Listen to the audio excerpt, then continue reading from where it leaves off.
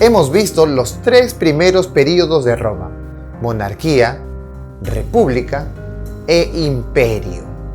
Y este último sería el más largo, mas no el final de la estatua. El hierro que simboliza a Roma continuaría no solo en las piernas, sino también en los pies. Y el cuarto reino será fuerte como hierro, y como el hierro desmenuza y rompe todas las cosas, desmenuzará y quebrantará todo, y lo que viste de los pies y los dedos en parte de barro cocido de alfarero y en parte de hierro, será un reino dividido, mas habrá en él algo de la fuerza del hierro, así como viste hierro mezclado con barro cocido.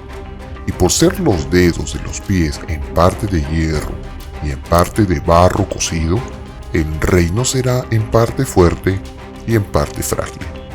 Daniel 2, 40 al 42. Octavio fue declarado Augusto, título dado solo a los dioses, además de emperador, y con él inicia una sucesión larga de emperadores en Roma. Logró que no haya guerras civiles y gocen de paz romana. Hizo un trato con los partos, reformó el sistema tributario, desarrolló una red de caminos con mensajería, estableció a los bomberos, un ejército permanente y una guardia marina, y creó la Guardia Pretoriana, junto a fuerzas policiales de seguridad, y reconstruyó la ciudad de Roma. A su muerte, fue divinizado en el 14 después de Cristo y colocó su nombre a uno de los meses del año. Se celebró el culto a César, así como los demás dioses, creando un nombre que más tarde sería un título: César Augusto. Sus logros los dejó escritos en el Res Gestae Divi Augusti, guardado por las vírgenes vestales, donde se dejó acuñada la frase Tu regere imperio popolus, Romane memento, es decir, romano, recuerda que tienes fuerza para gobernar a los pueblos de la tierra. Lo que también aseguró el poeta Virgilio en ese mismo tiempo, diciendo: los dioses le habían concedido a Roma imperium sine fine, que quiere decir soberanía sin límite. La corona cívica que posteriores emperadores llevarían físicamente puesta, así como la insignia consular y el tejido color púrpura que portaba un general triunfante, toga picta, pasaron a convertirse en insignias imperiales hasta bien la entrada de la era bizantina. Se dice que Augusto encontró una Roma de ladrillo y entregó una Roma de mármol. Ante los problemas y revueltas con Hircano en Judea, Augusto decide poner en su lugar a Herodes I, con la condición de no levantar a Judea contra los romanos nunca más. Herodes I asume su función y trata de soslayar los ánimos a través de la construcción del segundo templo de Jerusalén. Sin embargo, al recibir a unos científicos de ese tiempo llamados magos en palacio, diciendo que las profecías judías hablaban del nacimiento del rey de los judíos, lo conmocionó a él y a toda Jerusalén. Por lo tanto, por temor a que los romanos vuelvan y lo maten y le den el puesto a otro, puesto que él quería mantener como rey de los judíos, mandó a matar a todos los niños menores de 2 años en Belén. Herodes entonces, cuando se vio burlado por los magos, se enojó mucho y mandó matar a todos los niños menores de 2 años que había en Belén y en todos sus alrededores, conforme al tiempo que había inquirido de los magos. Mateo 2, 16. José, María y Jesús tuvieron que huir a Egipto. Casi un año después, Herodes muere en Jericó, entre marzo y abril del 4 a.C. Augusto entonces nombra a Herodes Arquelao como rey de Judea y Samaria y a Herodes Antipas rey de Galilea y Perea. En el año 15 del imperio de Tiberio César, siendo gobernador de Judea Poncio Pilato y Herodes tetrarca de Galilea y su hermano Felipe tetrarca de Ituria y de la provincia de Traconite y Lisanias tetrarca de Abilinia. Lucas capítulo 3, versículo 1. Muriendo Augusto César Octavio a sus 76 años, fue sucedido por su hijastro Tiberio, de la casa de Claudio, a sus 55 años aproximadamente. Se inicia así la dinastía Julio-Claudia, quien durante su 15º año de mandato, o sea, el 27 después de Cristo, en otoño, Jesús es bautizado en el río Jordán según lo profetizado. Además, por su preocupación por el comercio, el mar de Genesaret recibe el nombre de Tiberíades en su honor. Pilato, cuando era prefecto de la provincia romana de Judea entre el 26 y 36 después de Cristo, toma parte de la historia de Jesús como el prefecto que crucificó a Cristo. Viendo Pilato que nada adelantaba, sino que se hacía más alboroto, tomó agua y se lavó las manos delante del pueblo diciendo: Inocente soy yo de la sangre de este justo, allá vosotros. Mateo 27:24. Y Jesús muere el 31 después de Cristo bajo acusaciones de blasfemo, considerando así la nación judía a Tiberio César como Dios y crucificando al verdadero Dios en la cruz del Calvario, cumpliéndose así todas las profecías mesiánicas. En este tercer período del último imperio, los judíos rechazaron a Cristo, y con esto los judíos sellaban su rechazo y compromiso como pueblo de Dios. Sin embargo, Cristo había anunciado un reino mejor, lleno de piedad, de justicia y sobre todo de vida. Además, un nuevo pueblo nacería para proclamar que el reino de Dios vendría y que este sería el último imperio.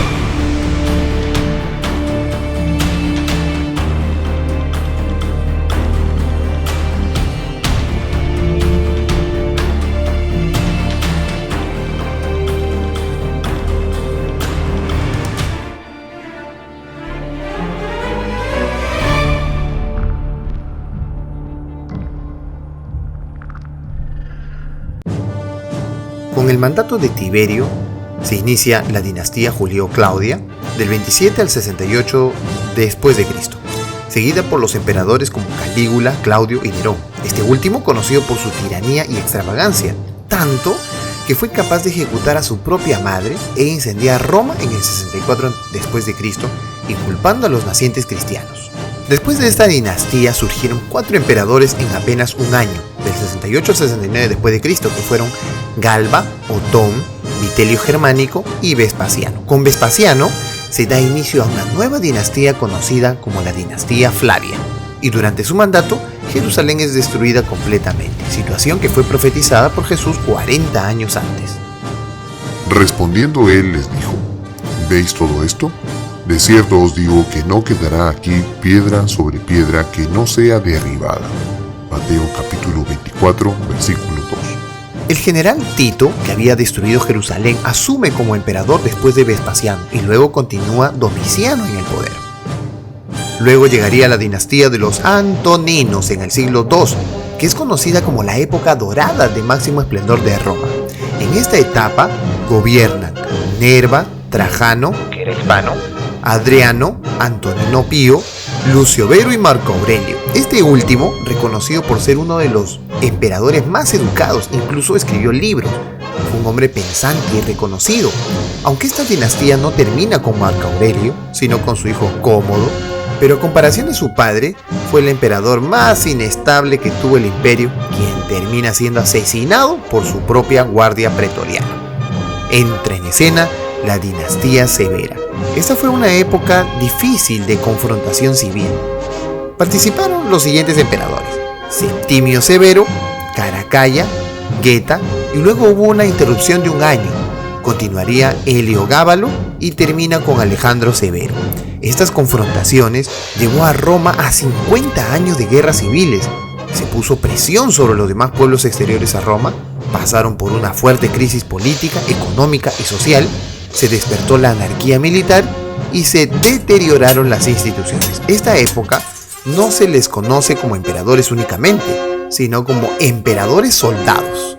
El imperio era incapaz de sostenerse y debido al deseo de gobernar, y a pesar de que Roma solucionó esto con muchos cargos y un sistema jerárquico bastante dotado, se inventa entonces una estrategia más: la tetrarquía, el gobierno de los 4. El imperio era difícil de gobernar por lo extenso que era, así que Diocleciano comparte el gobierno a través de la tetrarquía, eligiendo 2 Augustos como emperadores y 2 Césares como subemperadores, pero dependientes de los Augustos.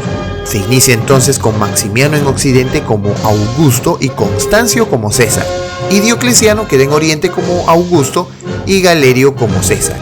Este sistema parecía bueno, pero cuando Diocleciano abdicó, el sistema empezó a caerse. Bajo su gobierno se llevó la más grande de las persecuciones sangrientas en contra de los cristianos. Hispania queda adscrita a la prefectura del Pretorio de las Galias y se nombra un vicario de toda Hispania. Así las provincias hispánicas se agruparían en diócesis. Cuando Galerio asume como Augusto, debido a las situaciones contra los cristianos, decide decretar un edicto de tolerancia en Nicomedia a favor de los cristianos en el 311 de nuestra era. Sin embargo, Constantino el Grande, Augusto emperador de Occidente, deseaba unificar el imperio, pero debido a la gran cantidad de cristianos, que eran 6.300.000 en ese tiempo, que no eran favorables a Roma, decidió junto a Licinio, emperador de Oriente, dar libertad religiosa en todo el imperio a través del edicto de Milán y devolverle sus bienes confiscados. Esto favoreció el culto a Apolo, a Diana y Hércules, favoritos de Roma, y también a la religión cristiana. Sin embargo, Constantino, como fiel devoto del dios Sol Invictus, declara en el 321 de nuestra era una ley de descanso dominical, ya que los cristianos descansaban en el séptimo día. Él tiene libre el domingo, que era el día de adoración al dios Sol Invictus de Roma, donde los jueces no sentencian, la gente no trabaja y se elabora una moneda para recordarlo.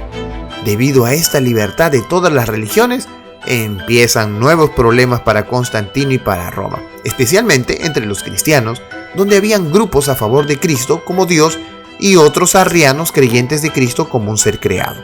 Esto llevó a Constantino a reunir 300 obispos de los 1000 que existían en el imperio de la religión cristiana en el 325 en Nicea, en un concilio ecuménico, es decir, mundial, quienes tuvieron como resultado redactar un documento estableciendo sus creencias cristianas en el idioma griego y no en el latín, y así se establece una conexión de la religión con el Estado. Además, cambia la capital del imperio a Bizancio, denominándola Constantinopla, la ciudad de Constantino, y así poco a poco el imperio reunificado inició su declive. Se dice que a su muerte en el 337 después de Cristo es bautizado como cristiano por Eusebio de Nicomedia, un obispo arriano. Más tarde, Teodosio I el Grande se convertiría en el primer emperador cristiano, debido a que él mismo declara que la religión cristiana sea católica, es decir, universal. De acuerdo con la enseñanza apostólica y la doctrina del Evangelio, creemos en una sola deidad del Padre, el Hijo y el Espíritu Santo, en igual majestad y en una santa Trinidad. Autorizamos a los seguidores de esta ley que asuman el título de católicos cristianos. Con esto, el cristianismo nace como la religión del Imperio Romano por primera vez, lo que inició un gran problema para el imperio que veremos luego.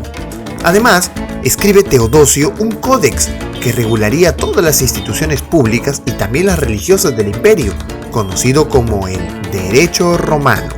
En este tiempo, Teodosio hereda el imperio a sus dos hijos, a Arcadio en Oriente, de donde surge el imperio bizantino, que duró hasta el año 1453, cuando por fin cae Constantinopla, la actual Estambul. Y Honorio en Occidente hereda un gran malestar social y demasiadas incursiones bárbaras, que llegan a fragmentar el imperio en el 476 después de Cristo, dando inicio a la Edad Media, pero sobre todo al cuarto período de Roma, Roma dividida. Si cayó el Imperio Romano, los romanos nunca se enteraron. Jacques Le Goff.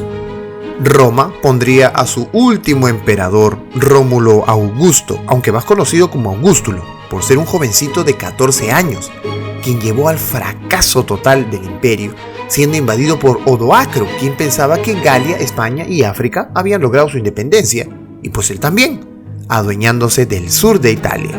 Así, el 4 de septiembre del 476 después de Cristo, Rómulo Augustulo fue obligado a abdicar y desapareció de la historia sin sucesor en su imperio. Donde Roma conquistaba, también construía.